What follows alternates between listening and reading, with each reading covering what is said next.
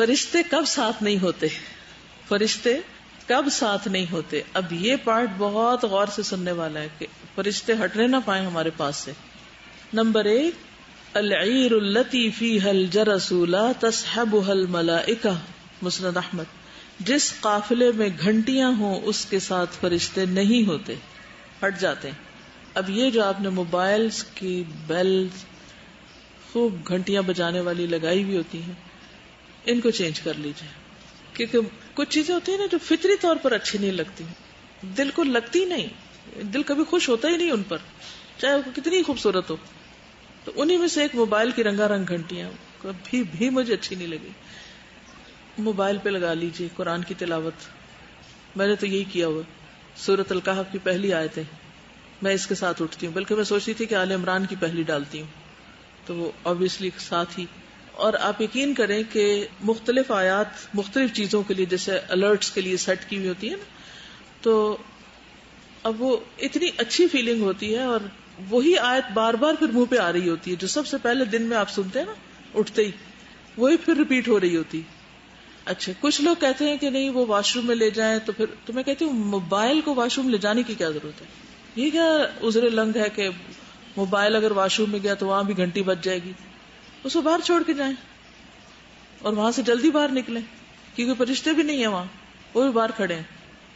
تو ایسے کاموں سے، ایسی جگہوں سے بچنا چاہیے کہ جہاں انسان ایسی خیر سے محروم ہو جائے. پھر ابھی تو آپ دیکھیے، آپ کو بتاؤں میں کہ ایک ہم بیل اپنے موبائل کی چینج کرتے ہیں، اور ایک یہ ہے کہ کسی کو ہم فون کرتے ہیں تو وہاں گھنٹیاں بج رہی ہوتی ہیں، وہ کانوں میں پڑ رہی ہوتی ہیں. اچھا، اس کا بھی حل ہے. پچھلے دنوں میں نے کسی کو فون کیا تو ان کے لبیک اللہم لبیک کیے، اتنا اچھا لگا. وہ کافی دیر وہ یہی، تو مجھے ایسا لگا جیسے میں حرم پہنچ گئی ہوں، اتنی زبردست تلبیہ تھا وہ. تو میں نے پھر اس کی پتہ کروایا کہ یہ کس طرح ہم اپنے فون پہ کیسے لیں.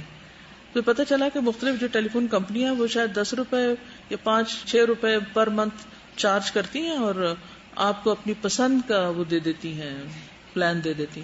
بلکہ ان کی ویب سائٹ پہ جائیں تو آپ کو بہت سی آیات اور بہت سی دعائیں اور بہت سی نعتیں اور گانے اور بہت ساری چیزیں ہیں، اس میں آپ اپنے چوائس اور سلیکشن کے مطابق اپنے موبائل پہ اپنے سیٹ کروا سکتے ہیں. بہت ہی آسان طریقہ ہے، کچھ زیادہ مشکل نہیں. پھر غلاظت کی موجودگی میں فرشتے نہیں آتے، غلاظت کی موجودگی میں، گندگی کی موجودگی میں. عبداللہ بن یزید سے روایت ہے کہ نبی کریم صلی اللہ علیہ وسلم نے فرمایا، گھر میں برتن میں پیشاب نہ کیا جائے، کیونکہ فرشتے ایسے کمرے میں داخل نہیں ہوتے جس میں پیشاب ہو. بعض اوقات بزرگ لوگ ہوتے ہیں نا، بوڑھے لوگ ہوتے ہیں، وہ واش روم نہیں جا سکتے تو ان کو پین میں پیشاب وغیرہ کرواتے ہیں. تو کچھ لوگ سستی کے مارے وہ پین ادھر ہی بیڈ کے نیچے چھوڑ دیتے ہیں، اور وہ بےچارے بوڑھے بندے کو وہ اسمیل بھی آتی رہتی ہے، اور جو کوئی اس کے پاس بھی آئے اور فرشتے بھی وہاں نہیں آتے. ایسے میں آپ دیکھیے اگر اس کی موت کا وقت قریب آ گیا تو رحمت کے فرشتے کیسے اندر آئیں گے؟ تو بیماروں کی، بزرگوں کی صفائی کا خیال رکھنا چاہیے. تو کبھی بھی اس پین کو اگر کسی مجبوری سے رکھنا بھی پڑے تو ڈھکا ہوا ہو، کھلا نہ چھوڑیں، اور اگر اوپر جو اٹینڈنٹ ہے وہ فوراً اس کو ڈسپوز کرے. پھر اسی طرح بعض لوگ بچوں کی نیپیاں کمرے میں پھینکتے رہتے ہیں، پہلے تو چینج ہی نہیں کرتے، پھر ادھر ہی اتاری، ادھر ہی لپیٹی، ادھر ہی بن میں ڈالی اور گئے. اب آپ دیکھیے کہ وہ اس کی اسمیل اٹھ رہی ہے. اصل چیز کیا ہے جس کی وجہ سے فرشتے نہیں آتے؟ وہ اسمیل کی وجہ سے نہیں آتے، وہ گندگی سے انتہائی نفرت کرتے ہیں. تو اگر آپ کبھی ایسا ہو، اول تو یہ کہ بچے ذرا سے بھی بڑے ہونے لگے تو ان کو ٹرین کریں. ماں کا اجر کیوں ہے؟ اسی وجہ سے تھوڑی تکلیف کریں اور ان کو ٹرین کریں تاکہ ان کے اندر بھی اس گندگی کی عادت نہ رہے، وہ بھی صفائی پر بڑے ہوں. اور پھر آپ اس کو اگر ڈسپوز آف کیا تو گھر سے باہر رکھیں، ایسا بن یا دور کونے میں رکھیں کہ جہاں جا کے ایسی غلاظتوں کو پھینک کے آئیں. کمرے کے اندر نہیں، بیڈ روم کے اندر نہیں. نمبر 2، اب ہمارا کیا ہے جی، اٹیچڈ باتھ ہو، فائن ہو گیا اٹیچڈ باتھ. ہم جب چھوٹے ہوتے تھے تو اس وقت گھروں میں باہر کی طرف بناتے تھے الگ، اب اٹیچڈ. اب اگر اٹیچڈ باتھ بن ہی گئے ہیں تو فلش کیوں نہیں کرتے بھائی؟ اچھے بھلے لوگوں کو دیکھا ہے کہ وہ اس معاملے میں کوتاہی کرتے ہیں. اب آپ دیکھیے کہ بعض اوقات پانی نہیں ہوتا، وہ پانی کی بچت کرتے ہیں اور ضرور کرنی چاہیے. اس کا حل ڈھونڈ لیں. حل کیا ہے؟ اگر آپ سمجھتے ہیں کہ واش روم میں جانے کے، کیونکہ برتن ہے نا، وہ بھی کموڈ کیا ہے، پاٹ، تو اس سب برتن، اس کے اندر پیشاب رہنا نہیں چاہیے. اس کا طریقہ کیا ہو کہ یا تو آپ ایک لوٹا بھر کے ہاتھ سے ڈال دیں، یا پھر آپ جو ٹینکی ہے پانی کی، اس کے اندر آپ ایک پانی کی بوتل اور بھر کے رکھ دیں، جس کی وجہ سے اس میں کم پانی بھی فلش کر سکیں اس سے. کیونکہ ہم یہ کہتے ہیں نا، پانی کو بھی سیو کرنا ہے، پانی کو بھی بچانا ہے. یا کوئی ایسی اینٹ رکھ دیں ایک سائڈ پہ کہ جس سے پانی کی سطح خود بخود اوپر آ جائے گی. کیونکہ اب تو پھر بھی کوشش کر رہے ہیں کہ ٹینکیوں کے 2 حصے، اگر چھوٹے اور بڑے کا بھی بعض اوقات ہوتا ہے، لیکن اگر آپ سمجھتے ہیں کہ ہر دفعہ جانے سے، پانی بہانے سے پانی ختم ہو جائے گا، ضائع ہوگا، تو اس صورت میں کوئی بھی طریقہ کریں جس سے اس پیشاب کو بہا دیں، کموڈ میں نہ چھوڑیں. بچوں کو بھی فلش کرنے کی عادت ڈالیں. شروع میں جب بچے نکلیں ذرا پیچھے چلے جائیں کہ انہوں نے کیا کیا، فلش کیا کہ نہیں کیا. نہیں کیا تو ان کو یہ حدیث سنائیں کہ اس جگہ پر فرشتے نہیں آتے جہاں پر پیشاب ہوتا ہے. اور بعض لوگوں کو تو اللہ ہدایت دے، ان کو تو یہ احساس ہی نہیں، بچے گھر کے سین میں پیشاب کر رہے ہیں، یہاں کر رہے ہیں، وہاں کر رہے ہیں، اور کوئی صفائی کا اہتمام ہی نہیں، بستر پہ کیے ہوئے ہیں. اور مائیں سستی کے بارے کوئی چادر اوپر نہیں بچھاتی کہ اسے اٹھا کے دھو ڈالیں. بعض کیا کرتی ہیں، اسی پیشاب کو ہی خشک کر کے دوبارہ ڈال دیتی ہیں. یہ بھی دیکھا گیا. کارپیٹ سے بچے پیشاب کر دیتے ہیں، ویسے ہی رہتا ہے. تو اس کو جذب کرنے کا کوئی اہتمام ہونا چاہیے، اس کو صاف کرنے کا. اگر پتہ ہے کہ بچے چھوٹے ہیں تو کارپیٹ نہ بچھائیں. کیا ہم سب جب چھوٹے تھے، ہمارے گھروں میں تو کارپیٹ نہیں تھے، تو ہم نہیں پلے. بچوں کو مٹی کیوں نہیں لگنے دیتے؟ کیا ہوتا ہے، زمین پہ تھوڑا سا اگر وہ کرال کر بھی لیں گے تو کیا ایک لوٹا پانی ڈال کے دھو ڈالیں ان کو؟ ضرور کارپیٹ پہ رکھنا ہے انہیں، گندگی کے ڈھیر پہ. پھر آپ کہیں گے نہیں سردی ہوتی ہے تو ان کو کپڑے پہنا دیں. ہر چیز کا حل ہے. اگر آپ کی نیچر میں صفائی ہے نا، ہر چیز کا حل ہے. اور اگر آپ کی نیچر میں نہیں تو کوئی بندہ آپ کا علاج نہیں کر سکتا. بازاروں میں گندگیوں کے ڈھیر ہیں، فرشتے لعنت کرتے رہتے ہیں. پھر جنبی شخص جو حالت جنابت میں وضو نہ کرے، اس کے پاس بھی نہیں آتے. رسول اللہ صلی اللہ علیہ وسلم نے فرمایا 3 آدمی ہیں جن کے قریب فرشتے نہیں جاتے: مردار کافر کی لاش پر، زعفران ملی خوشبو میں لتھڑے ہوئے شخص کے پاس. مردوں کے لیے منع ہے کہ وہ زعفران سے رنگے ہوئے کپڑے پہنے.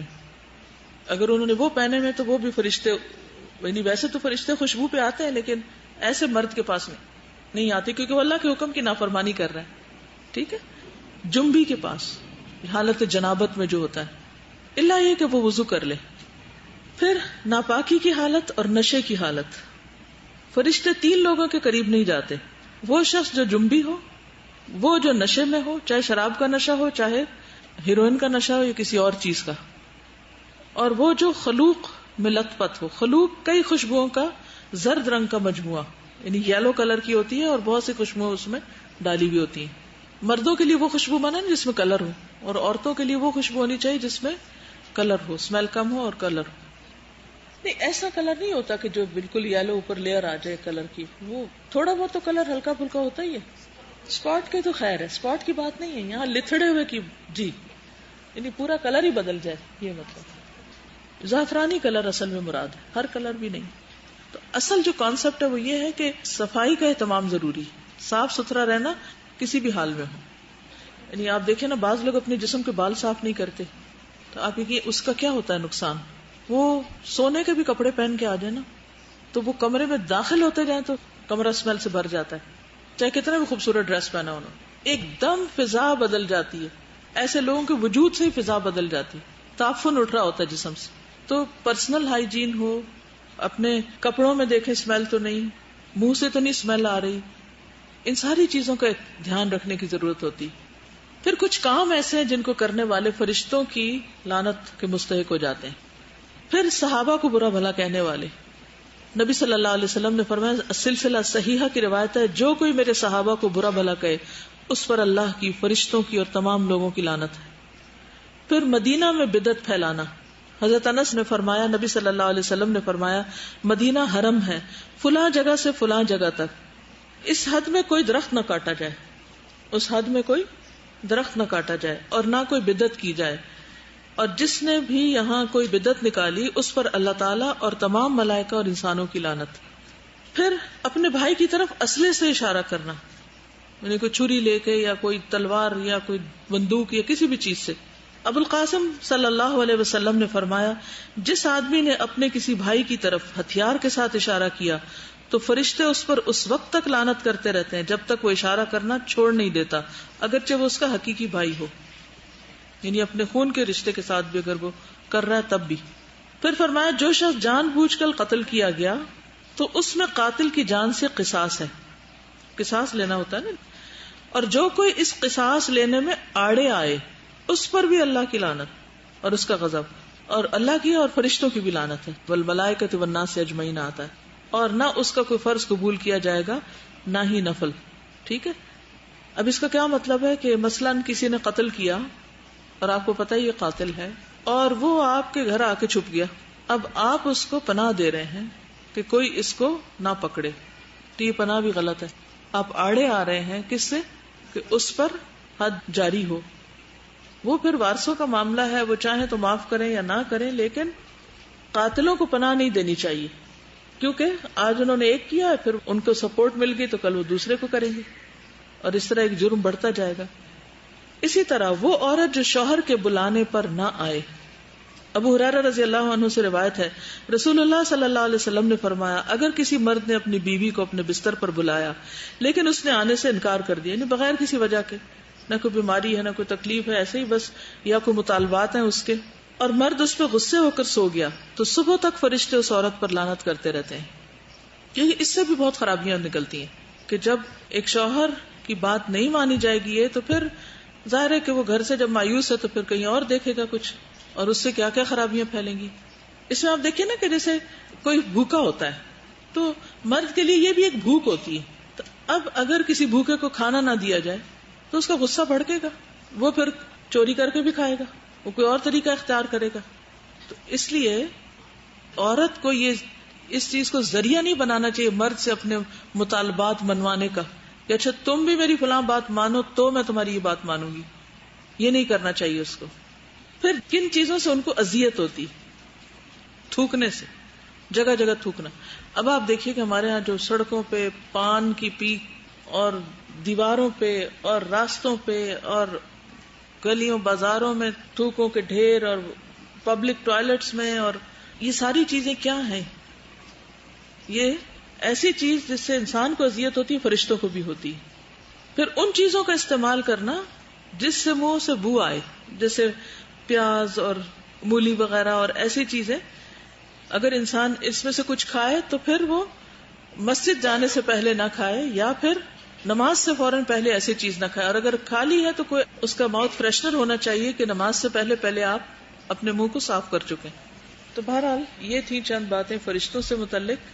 کل وہ کام بتائے تھے جس سے فرشتے خوش ہوتے ہیں اور پاس آتے ہیں، اور اب وہ باتیں بھی پڑھنی ضروری ہیں، جاننی ضروری ہے کہ جس سے وہ ناراض ہوتے ہیں، ان سے بچنا بھی چاہیے. ہارن گھنٹی نہیں ہوتی.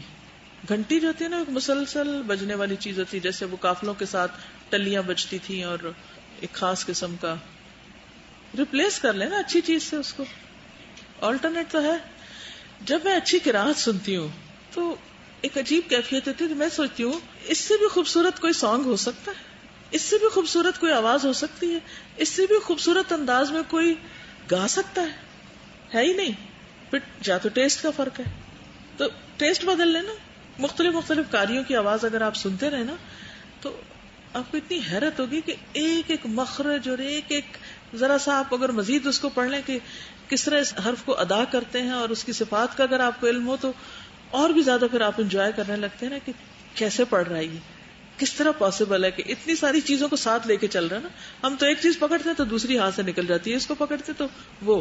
لیکن جو لوگ اس فن کے ماہر ہوتے ہیں اور جنہوں نے اتنی مہارت اس میں حاصل کی ہوتی ہے، وہ جب بہترین انداز میں پڑھتے ہیں تو میں کہتی ہوں گانے والے تو بہت پیچھے رہ جاتے ہیں ان سے، کانٹینٹ کے اعتبار سے، لے کے اعتبار سے، اس کے جو امپیکٹ ہوتا ہے اس کے اعتبار سے، اس کے جو اجر اور ثواب ہے اور جو اس کے یعنی ہر اعتبار سے. کہتے ہیں کہ جو لوگ صفائی پسند نہیں ہوتے تو ان کی عام طور پر نیچر بھی ایک نیگیٹو قسم کی وائبز آتی ہیں ان سے، اور ایک یعنی فرسٹریٹڈ قسم کے، اور یعنی کامنس نہیں ہوتی ان کے اندر. کیونکہ دیکھیے جو فرشتے آپ کے ساتھ ہوں اور آپ کے لیے دعائیں کر رہے ہوں اور آپ کے یعنی خوش ہو رہے ہوں تو کیا ان کی وائبز آپ کو نہیں پہنچتی ہوگی؟ وہ ایک اوور آل ایک فیلنگ ہوتی ہے نا، ایک کنٹینٹمنٹ کی، ایک سکون کی. اور پھر جب موت کے وقت بھی آ کے کہیں گے یا ایتھا النفس المطمئنہ ارجعی الی ربک، تو وہ جانتے ہیں نا نفس مطمئنہ ہے کس کس کا. obviously اللہ ہی کا حکم ہوگا، لیکن ان کو بھی تو پہچان ہو جاتی ہے نا. مجھے تو کل وہ جو حدیث تھی مسجد والی کہ وہ جب مسجد میں نہیں ہوتے تو پھر وہ ڈھونڈتے ہیں وہ کہاں ہے، وہ اس کے پیچھے جاتے ہیں، وہ مس کرتے ہیں نا کہ کدھر ہے ہمارے کمپینین، وہ کیوں نہیں نظر آ رہے؟ کیونکہ وہ اللہ سے محبت کرتے ہیں، لہٰذا ان کو ان لوگوں سے محبت ہے جو اللہ کی عبادت کرتے ہیں. اور ایک اور بات صفائی میں، بہت سے لوگ جو صفائی کرتے ہیں، بلکہ میں نے جو مشاہدہ کیا 99% وہ ظاہر کی صفائی تو کر لیتے ہیں لیکن ان کونوں کی صفائی نہیں کرتے جو جن میں ذرا سے بھی تکلیف، کوئی چیز ہٹانی پڑے یا ذرا سا نیچے جھک کے کوئی چیز جھاڑو لگانا پڑے، کوئی صفائی نہیں. آج صبح بیل بج رہی تو میں نے فون اٹھایا تو جو ہی میری نظر نیچے گئی تو جو ٹیبل اور صوفے کے بیچ کی ساری جگہ تھی، مجھے لگتا ہے دنوں سے اس میں جھاڑو نہیں لگا. کیوں؟ کیونکہ وہ بیٹھ کے ذرا سا تھوڑا سا اینگل پہ لگانا پڑتا ہے نا. یہ نظر کیوں نہیں آتا ہمیں گندگی نظر کیوں نہیں آتی؟ اس کی کیا وجہ ہے؟ یا ہمیں پرواہ نہیں؟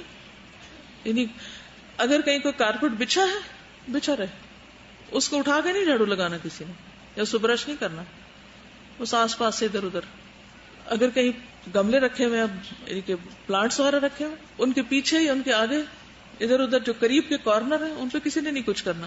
دور سے کھڑے ہو کے بس ایسے جھاڑو بھی کیسے لگا، کھڑے ہو جاتے ہیں اور یہ جھاڑو لگ رہا ہوتا ہے. وہ اتنی جگہ صاف ہوتی ہے جس سے آپ کا وہ چند بالوں سے لگ گیا نا، بس وہ صفائی نہیں ہے. یہ جھاڑو تو لگتا ہے اس کو پوری طرح. یہ بالکل درست بات ہے کہ نان بلیور سے ایک خاص قسم کی اسمیل آتی ہے، چاہے کتنے بھی پرفیوم لگا لیں. تو جو وہ مر جاتے ہیں نا، فرشتے نہیں پاس آتے، کیونکہ پھر ایک اور طرح کی اسمیل آ رہی ہوتی ہے اندر سے.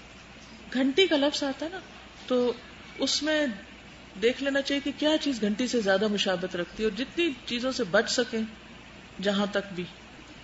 بعض اوقات جو کلاک کے اندر لگی ہوئی ہوتی ہیں گھنٹیاں، وہ 12 بج رہے ہوتے ہیں تو 12 دفعہ ٹن بجتی ہے. کیا ضرورت ہے؟ نہ 12 بجے تو پھر کیا ہوا؟ آنکھیں اللہ نے شکر ہے دیے، دیکھ لیں گے. جہاں قربانی زیادہ ہوتی ہے نا، جہاں مشکل حالات ہوتے ہیں، جہاں دنیا نظر نہیں آتی، کوئی کچھ کام ایسے ہوتے ہیں نا کہ جن کو کر کے آپ کو پتا ہوتا ہے کہ اس کے بعد یہ مجھے ملے گا، میں یہ اچیو کر لوں گا، میں یہ، تو وہ پھر آسان ہو جاتے ہیں کرنے. لیکن کچھ کام ایسے ہوتے ہیں کہ جن میں بظاہر، اب غزوہ بدر کی آپ مثال لیں تو اس میں کس کو یقین تھا کسی وکٹری کا؟ سب اپنا فرض پورا کرنے گئے تھے نا، لیکن وہ چلے گئے کہ اللہ کا حکم ہے تو اس پر اجر زیادہ. پھر کیا ہوتا ہے؟ ڈپریشن میں چلی جاتی ہیں. پھر کہتے ہیں یہ پوسٹ نیٹل ڈپریشن ہے. میں اسے نہلاؤ تو صحیح، دیکھو ابھی ٹھیک ہو جائے گی. ہر وہ کام، یہ یاد رکھیے، ہر وہ کام جس سے آپ کو اللہ کا تقرب حاصل ہوگا نا، کیونکہ طہارت جو ہے، پاکیزگی جو ہے، یہ اللہ کے قرب کا ذریعہ ہے. وہ کام شیطان آپ کے لیے مشکل بنا دے. وضو کرنا کیوں مشکل لگتا ہے؟ کبھی سوچا آپ نے کتنی دیر لگتی ہے وضو پہ؟ آج جا کے آپ ٹائم نوٹ کیجئے. جتنی ہمیں سہولت، ہمیں تو نہ پانی نکالنا پڑتا ہے نہ انڈیلنا پڑتا ہے. پہلے تو لوگ لوٹے میں ڈال کے اور اس میں مشکل میں پڑتے تھے، ہمیں تو کچھ بھی نہیں کرنا پڑتا. ہم تو ایک ٹیپ کھولتے ہیں اور بند کرنے کی بھی زحمت نہیں کرتے، اینڈ تک اس کو لے جاتے ہیں، اور پھر بھی ہمیں مشکل لگتا ہے. کہیں سے بھر کے بھی نہیں لانا پڑتا، پھر بھی مشکل لگتا ہے. یعنی پہلے زمانے کے لوگ اگر کہتے کہ وضو مشکل ہے کیونکہ پانی اٹھا کے لانا پڑتا ہے، پھر بھرنا پڑتا ہے، پھر ڈالنا پڑتا ہے، بڑا بودریشن ہے. ہمیں کیا بودریشن؟ کچھ بھی نہیں، لیکن پھر بھی ہمیں بڑا مشکل ہے کیونکہ وہ شیطان نے اس کو مشکل بنا دیا نا. دیکھیے اب مثلاً یہ جو ملنے والی بات ہے نا، اگر آپ کو یہ کوئی بھی کام، آپ ان کو بھی چھوڑیے، عام دین کے بینیفٹس کو دیکھیے. جب آپ کو یہ احساس ہوتا ہے کہ اگر ہم مثلاً توبہ کریں گے تو فرشتے ہمارے لیے یہ دعا کریں گے، تو آپ کو ایک ایمان ہے نا کہ بینیفٹ مل رہا ہے آپ کو. اسی طرح آپ کوئی بھی اچھا کام کریں گے تو آپ کو برکت ہوگی. جس گھر میں قرآن پڑھا جائے گا یا جہاں بھی اچھے کام کریں گے تو آپ کی مشکلات آسان ہوگی. ایک آپ کا بلیف ہے نا. تو آپ کا جب فوکس چینج ہوتا ہے کہ نہیں مجھے یہ فائدہ نہیں، یہ فائدہ چاہیے اور بڑا فائدہ چاہیے اور دور کا فائدہ چاہیے، اور اس کام میں یہ وقتی بینیفٹ تھا مگر اس کا اتنا بڑا بڑا نقصان ہے. جب تک ایمان سٹرونگ نہیں ہوگا تو ہم مشکل ہوگی. دیکھیے بتانے سے ہی ہوگا نا، اور تھوڑا تھوڑا، اور جلدی نہ کریں. ایک دم بھی سب کو بات سمجھ نہیں آتی، تھوڑا تھوڑا بتاتے رہیں، انشاءاللہ فرق پڑے گا. یعنی مثلاً اگر آپ نے اپنے بچے کو نماز کے لیے مسجد بھیجنا ہے تو آپ ایک دن میں ایکسپیکٹ نہ کریں کہ آپ نے اس کو حدیث سنا دی یا کام کہہ دیا اور وہ بس شروع ہو جائے گا. نہیں، ایک دن بتائیں گے ایک طرح سے، پھر دوسرے دن دوسری طرح سے، پھر تیسرے دن تیسری طرح سے، اور پھر آپ دعائیں بھی کریں گے. ایک دن آئے گا کہ وہ کام ہو جائے گا انشاءاللہ. تو ہم ہمت ہار دیتے ہیں. نبی صلی اللہ علیہ وسلم 13 سال تک اتنی تکلیفیں اٹھا کے بھی لگے رہتے جب تک اللہ کا حکم نہیں آیا. آپ نے ہجرت بھی نہیں کی، چھوڑا نہیں. ہم کیا کرتے ہیں، ایک کام کرنے لگتے ہیں اور سنت اللہ کو بھول جاتے ہیں. نیکی کے کام میں سنت اللہ کیا ہے؟ مشکلات آئیں گی، ہے نا سنت اللہ. یہ جو کتاب آپ کو دی تھی نا، میں بھی وہ پڑھ رہی ہوں آج کل. تو اس میں پہلا یا دوسرا ہی چیپٹر ہے، اس میں وہ لکھا ہے کہ نیکی کے راستے میں مشکلات سنت اللہ ہے، اللہ کا طریقہ ہے. اور جب بھی آپ کوئی نیکی کا کام کرنے لگیں گے، خصوصاً دین کی تبلیغ کا یا دین کے لیے اللہ کی خاطر، یعنی جو دینی کام جس کو ہم کہتے ہیں، تو آپ کے راستے میں ضرور آزمائش آئے گی. لیکن پھر پیغمبروں نے کیا کیا ان آزمائشوں پر؟ صبر کیا، حتیٰ کہ اللہ کا وعدہ پورا ہو گیا اور وہ ان کو مدد مل گئی اللہ کی طرف سے. ہم کیا کرتے ہیں جب مشکل آتی ہے؟ پرسنل لائف میں کوئی مشکل آتی ہے پھر بھی صبر کر لیتے ہیں، لیکن دین کے راستے میں کوئی مشکل آئے تو ہم کتنا صبر کرتے ہیں. پھر ایک کسی کو بتایا آپ نے گاؤں جا کے، وہ بہت مشکل میں پڑے ہوئے ہیں، دوسرے کو بتایا، تیسرے کو بتایا، لیکن کوئی نہیں سنتا، کوئی نہیں مانتا. پھر آپ کہتے ہیں چھوڑو یہ وقت ضائع کرنا ہے ان لوگوں کے ساتھ، کہیں اور چلتے ہیں. وہاں وہ تو نہیں مشکل پیش ہے، کوئی اور آ جائے گی، پھر کدھر جائیں گے؟ پھر وہ بھی چھوڑ دیں گے، پھر کہیں اور جائیں گے، پھر وہاں مشکل ہے، پھر وہ بھی چھوڑ دیں گے. کدھر بھاگیں گے؟ تو مایوس نہ ہو، لگے رہیں. اسی سے ہی تو خیر پھیلتی ہے. لوگوں کو چھڑانا اتنا آسان نہیں ہے غلط کاموں سے جو صدیوں سے کرتے آ رہے ہیں، اور اس کے ساتھ ان کے عقائد وابستہ ہیں، پیوستہ ہیں. ان کا یقین ہے کہ یہ کام 11 تاریخ کو دودھ نکالنے سے ہمیں رزق میں برکت ہوگی، یہ ان کا عقیدہ بن چکا ہے. تو اس کو اکھاڑنا، وہ جیسے روٹس ہیں نا، عقیدہ گرہ لگ جاتے ہیں، روٹس ہیں، وہ روٹس کے ساتھ سارے پچھلے عقائد کو نکال کے نئے اس جگہ پر بھرنا، it will take time, it's not an easy job, لیکن ہوگا ضرور انشاءاللہ. بتاتے رہیں. جی، چوڑی گھنٹی نہیں ہوتی، وہ جھنکار ہوتی ہے، چوڑیوں کی جھنکار ہوتی، تو وہ گھنٹی نہیں ہے، زیور کی آواز ہوتی ہے. اور اس سے منع نہیں کیا گیا کہ عورت زیور نہ پہنے کیونکہ زیور کی آواز ہے. اگر منع کرنا تھا تو نبی صلی اللہ علیہ وسلم منع کر دیتے.